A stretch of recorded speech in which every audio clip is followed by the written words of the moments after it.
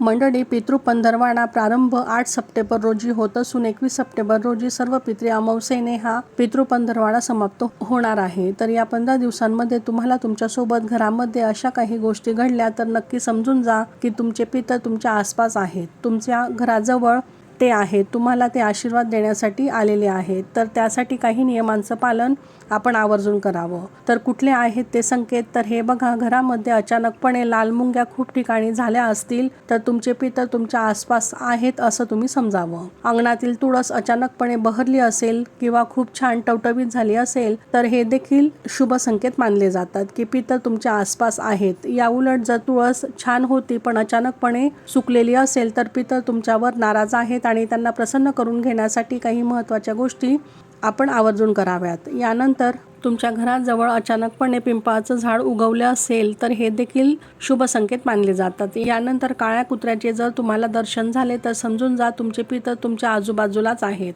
आणि महत्त्वाचं म्हणजे जर स्वप्नात तुम्हाला तुमच्या पितरांचे दर्शन झाले तर समजून जा हे देखील शुभ संकेत मानले जातात। याविषयीचा डिटेल व्हिडिओ खाली दिलेल्या त्रिकोणावर क्लिक करून तुम्ही सविस्तर पाहू शकता। श्री स्वामी समर्थ।